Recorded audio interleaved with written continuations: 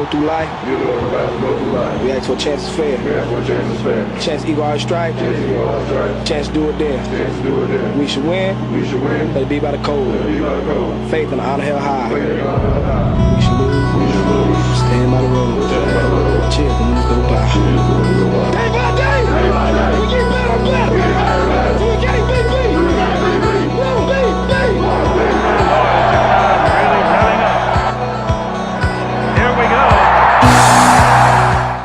Welcome, everybody, to Hawk Talk, Season 1, Episode 2. My name is Mike Hughes. This is Tyler Riley. Good to see everybody. Yes, sir. Coming off a big 49-8 victory over Randallstown Rams. We're going to jump right into it today and go right into the Seahawks scoreboard. Yeah, we got a lot to talk about this week, sir. And we like doing that. Exactly, from around the ground. So check it out.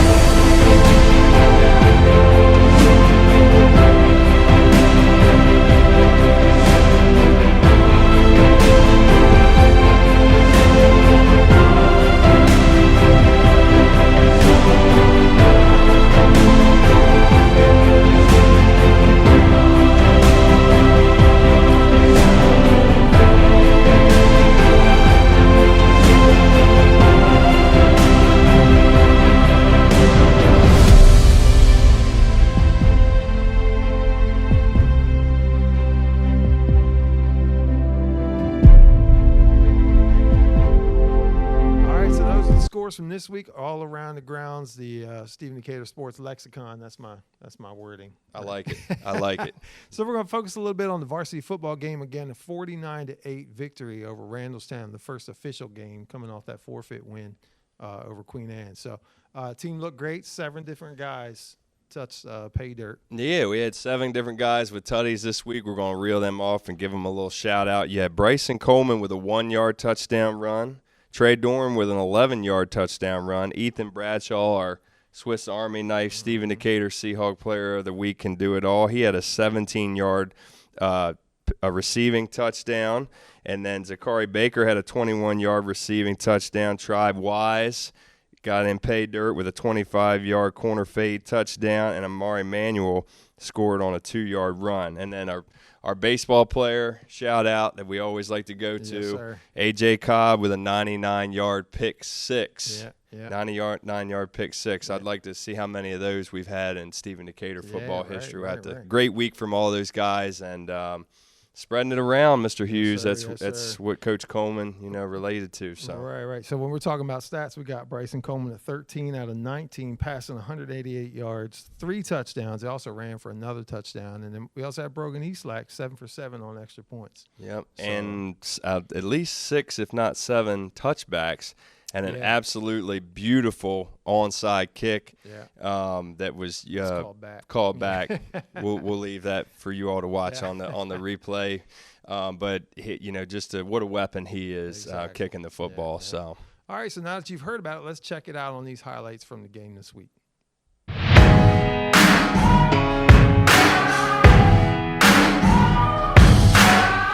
There's a moment in your bones when the fire takes over. Blood is running, heart is pumping as the battle gets closer. They can say what they want now, 'cause we'll be screaming out, we can be heroes everywhere we go. We can have all that we ever want. Swinging like Ali, knocking out bodies, standing on top like a champion. Keep your silver, give me that gold. You'll remember when I say we can be heroes everywhere we go. Keeping us down is impossible, 'cause we're unstoppable. Oh, we're unstoppable. Oh, we're unstoppable. Every spotlight, every every soundbite, everybody who gave up is just a fuel for wanting him more than anybody against us. They can say what they want now, 'cause we'll be screaming now. We can be heroes everywhere we go. We can have all that we ever want. Swinging like Ali, knocking out bodies, standing on top like a champion. Keep your silver, give me that gold. You remember when I say we can be heroes everywhere we go. Keeping us down is impossible, 'cause we're unstoppable. All right, everybody, hope you enjoyed the highlights of our victory last week over Randallstown High School in the whiteout game. We had an excellent crowd.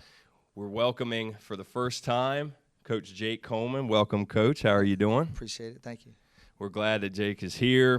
He's got a lot of knowledge. Remember that we can't talk to him too much about the X's and O's of things, but we want to recap, especially after showing you all the highlights. And we had plenty of highlights last week, Coach. Yeah. The kids did well. They played. They played amazing. I was kind of shocked. I could have saw that game going a bunch of different ways. I do believe that Randallstown's probably a better team than they played, and I'm not quite sure if we're as good as we played. But I'm very proud of the way we came out. For the kids to play that well right out of the gates is a good sign. But now, we have to get back to work and get back into the process and worry about getting 2% better every single day. Oh, absolutely. So it's easy to definitely get comfortable when you and I have known each other for a very, very long time, and big wins right out of the jump. The kids can get sometimes maybe a little too high on how they're feeling. Yeah. And, you want to make sure it carries over. So I think right off the get-go, we were talking about it, Mr. Hughes and I, the offensive and defensive line play. We had a ton of guys, all your skill guys and stuff like that, really were showing out and did their thing. But can we talk about the offensive and defensive line play? I think that's where the game, was had right there. I mean, I think looking at the game initially, you say to yourself, oh, my God, like they're so much bigger up front than we are. But our kids just, our kids are such grinders. And, I mean, I think they understood the task at hand. And I felt like we really dominated the line of scrimmage. And I think we surprised ourselves a little bit, honestly. It was a hot week. We knew that condition would come in. We feel like we're a good conditioned team, even though we're small. And, our linemen played well. Garrett Maloney, who's our sole returning starter from last year, he graded out over 85% and had 3 pancakes. And I know Nick Soraka and Reed Fields are kind of sharing time at guard. Nick does a good job over on the D-line as well, and those guys, graded out at 85%. Nate McDaniel was a stud, grading out at 83% with, I think, 3 pancakes. I think we really found something with him. He's just a kid that continues to get better and better, and we saw that in wrestling season. Yeah. So yes, I have no idea how good he's going to be, and then Brandon Ham and Anthony Burke played really, really well. And, all of our linemen graded, I think, about 75% or above, which is really unusual, especially for the first game. So it's exciting. Now we got to challenge them to see how much better we can get every day. And Coach Jeff Herrick, I feel like he's probably the best offensive line coach that we could ever get. He's a Hall of Fame. He's in the Maryland Football Coaches Hall of Fame, longtime Broadneck High School coach. And he does such an unbelievable job. And for 4 new starters to step out there and 1 rotation guy to play that well, I mean, I was shocked. No sacks on the day, and that's a very fast team, very big team. And then our defensive line was led, of course, by our sole defensive line returning starter, Sully Alker. Sully's a little guy, but, man, he is a tough kid to block. He had 2 sacks. I'll say this. I hate to cut you off about Sully, but I noticed that Sully ran probably 3.5 miles, subbing in and out, especially on the defensive line. And he ran, I remember you subbed him in, I think it was late in the second quarter, and he ran from the sideline all the way around. It looked like the left defensive end spot, and actually got into the backfield on that play and had a tackle for loss. So. And he loved it because it was the first time he didn't have his hand down in a couple seasons. So he said, Coach, I ran in there. He just played it like a linebacker. Of course, he always tells us he's a linebacker and not a defensive lineman, but he's so daggone good, and he plays with low pad level. And, really I think we had 7 or 8 sacks We brought a lot of pressure, and our guys were getting home. And of course, their quarterback is very, very athletic and dangerous with his legs. And we knew that we had to keep him off time when he threw, because he's a 1, 2, 3 bang getting the ball out. So we felt like if we could disrupt his timing, that we would be in good shape, and we definitely got home. I was surprised at how well we dominate the line of scrimmage. And again, I felt like we confused them, up front. We had a lot of movement. Our guys, no matter who one thing I was very proud of, no matter who we put in on the defensive line, sure, they were coming in. We didn't have anybody doubling up gaps. Tons of high energy. Yeah. I mean, it was just right from the get-go. So, and that's going to be the name of our game probably all season. We don't have the Kenny Spates. You know what I mean? Sure. And we definitely don't have Luke Murgott. Not very many people do or have had, really. Right. And Zabe Manuel. These guys who are just phenomenal for us last year. So what we do have is we have a lot of team speed, and we have a lot of depth. And we're throwing in there, a lot of different guys, and really creating a little bit of havoc. And our offense, defense line. I'm glad that you started, because really I think that's where the game ended, right there. Sure, I think so. I mean, you took them out of the element. You and I, and we were all just talking here before we got started about the chess match. Mm-hmm. That's where I want to go to next, real quick. Mm-hmm. We were waiting for Randallstown to adjust, make just some small tinkers here and there. Yeah. And it seems like you all were one step ahead the whole game. Did you feel that way, like you all maybe didn't have to adjust as much as you thought you would against Randallstown? They had athletes, they had size, but they kind of stuck to their initial game plan into the third quarter, I thought. They started the game out with a little wrinkle we hadn't seen. And, we're having a little bit of success with it early, using 2 H-backs and, kind of creating almost like a double tight, sure, where you got to defend, 2 extra gaps. And, so that was a little bit of a wrinkle. But they're so dangerous, it's like, when you have that much speed and you have that much size, you don't have to, trick people. You just got to go out there and execute. Sure. I really think that the way that they want to run their offense and at no huddle style, I think that we confused them. Mm-hmm. We were ready to slide and give them a look and to slide into it. And again, we play with so much speed that I don't think that they're probably like looking at us like, God, these guys are little, but we're little. We play with great pad level, and so I think the pressure of our kids really, gave them and confused them, their players. That's what it looked like. I mean, that's really what it looked like. One thing you don't have to do in football, and you don't always have to outcoach the other coach. You just got to give your kids enough tools in the toolbox, to kind of work with, and really you got to confuse the kids. And if you can confuse kids, you're going to be in good shape, and I think that's what happened. Sure. So the last thing we'll talk to Coach Coleman here about is, and talking about confusing your opponents, the amount of, I'll say, tools that you have in the toolbox with the guys and mouths to feed with athletes, and obviously with your son Bryson, and he's kind of orchestrating the whole, mantra of the offense. Do you feel like you guys as a staff, and even Bryson as a quarterback, needs to try and force feed different kids, or are we just going on reads and they're buying in, and you're just kind of going off scheme, from an offensive standpoint? Right. So, this is one of them special teams where it's like there's no one kid that's on the sideline like they need the ball. Yeah, you know that's what I mean? Huge. That's huge. Yeah. And we have such great team chemistry and such selfless guys that it's kind of like everybody eats, and we have a great depth. We played a lot of guys. I mean, I think we had 8 or 9 guys with catches. Right. Which is, and I think we had 7 guys that scored touchdowns, right? Yeah. And so when you have that type of distribution, and the kids, they really buy in. And so we don't feel that pressure as a staff. I'm sure, maybe some parents at home and some people, sure. But I think this, I think this is natural. Yeah, this is a team this year where, like, I can guarantee you one thing: nobody is going to touch the ball probably as much as they want to.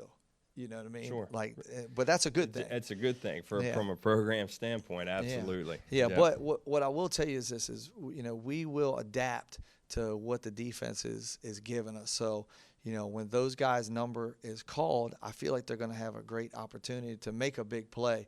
And they're also fresh. It's a good thing. Sometimes you're on other teams and, you got really like one major player that everybody diverts a lot of attention to, and then that guy just gets like overwhelmed through the course of 4 quarters. Right. Well, this game, with these kids and the way that we rotate, you really think that when they get opportunities, you're going to see fresh legs making plays. So, yeah. I mean, I haven't really thought about, okay, there's somebody's mouth that we got to feed. It's kind of fun. They rotate in. Just the kids really like each other, and that's such an important component. Successful see that teams. in the hallway. I mean, for a week of school, you see a lot of. I mean, they're hanging out with each other, and they're messing with each other in a good way. Lightheartedness, and it seems like you got a lot of team chemistry going on. Yeah, and in the defensive side of the ball, we're rotating a lot of guys, and we got guys that know 2 and 3 positions, and are able to go in there and rotate, and so it's a great team. We always have great student athletes, and this group has just been no different. Yeah. All right, it's time for the Bobby Hammond Tough Guy Award for this week. Who we got, Coach? Tough. So this week we're going to have 2 recipients, Amarian Manuel and Ethan Bradshaw are both. Amarian had 4 tackles on defense, had a sack, had 48 yards rushing with a touchdown. Really showed us a lot of explosiveness out of the backfield. And then Ethan Bradshaw had 5 tackles, also had a sack, 2 receptions with a touchdown. So I really couldn't pick between those 2 guys. And, the one thing I can say is that you don't get 2 better football players than those 2 kids. Absolutely. Both young, right? Yeah. Neither's a senior. Both of them are juniors. Yeah. Amarian has an offer right now for Campbell University. Nice. And he kind of looked like it the other day. And he looked great. And Ethan Bradshaw's got a lot of interest from Columbia and West Point right now. Ethan, I'm just so proud of him because Ethan actually was having to follow around their best player and just did a phenomenal job. Was really a blanket all week or all game long. All right. So there you have it, the Bobby Hammond Tough Guys of the week. Looking ahead, this week we got Friday night, 6 o'clock, James M. Bennett Clippers coming in. They're 1-1 on the season, lost their first game in a shootout to Polytech of Delaware, 58-42, and then came back with a victory over Washington High School, 32-0 in a game that was called in the second quarter. So a lot of points being scored. New coaching staff there. After a few down years, I know they got some real athletes, some guys from their basketball team, Zakai Smallin and guys like that, who are some great athletes. What do you think are some keys to the game? So we're going to go with a few keys to the game, and you got to remember, everybody, when you're playing James M. Bennett, there's always the rivalry effect, okay? Right. They're the other 3A here, especially in the Bayside South and on the shore. There's not too many of those. Right. You know you're going to have the chance of facing James M. Bennett again in postseason play, possibly, in every sport. Yeah. And so, they make the trip down Route 50, or we go down, and head westbound on Route 50. There's something at stake every single time you play them in every single sport. Yeah. So with that being said, you want to make sure, and we've got, in some of our notes here, score early. Take the wind out of their sails right from the get-go. Establish what you want to do with authority. And get the offensive and defensive lines again doing what they did, especially against Randallstown, and you should cruise. Yeah. We also said that, actually you led into it, they can score. Bennett has shown now, through the early part of this season that they can score the football. Yeah. So I really think our major key, I know we're going to be able to get in pay dirt and do what we need to do offensively. I think a lot of this week will be what is the defense going to are they going to repeat from last week against Randallstown? Exactly. I talked to Coach Coleman a little bit before we came on camera, and he was saying their running attack's really, really much improved this year. So can we stop that? And just like we did against Randallstown, we made them, got up 14-0, and it was, sure, made them throw. And take them out of their element. Yeah, so not a lot of teams do that as well as we do. So correct. So we'll see. So come out to the game Friday night, 6 p.m. They're doing a ribbon cutting for the new Sights Vision. Dave Dotson's Monstrosity, new toy, Monstrosity, Jumbotron, whatever you want to call it. It's really cool this week to see video of the kids up on the screen and. Not so much us. They put us up there too many times. I'm hoping nobody's paying attention by then. Yeah.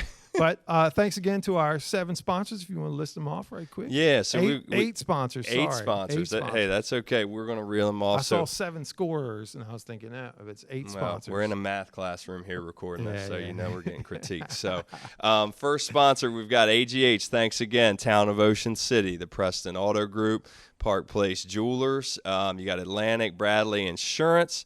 Taylor Bank, obviously a huge one in our community. All these banks that are helping us out, thank you all so much, leading us into the Bank of Ocean City. Thank you. We really appreciate it. And Team Productions. We can't thank all 8 of you, enough for what you've done and providing this for our school and our student athletes. Yeah, exactly. So that's going to do it for us this week. Come out 6 o'clock Friday. Support all the athletics here at Stephen Gator High School. Come out and catch a game. A lot of great kids out here putting in a lot of hard work. We'll see you next week. Hawkamania, baby. We're going to leave you with a great highlight from this week's game. Yeah, enjoy it. Thanks, everybody. Yeah.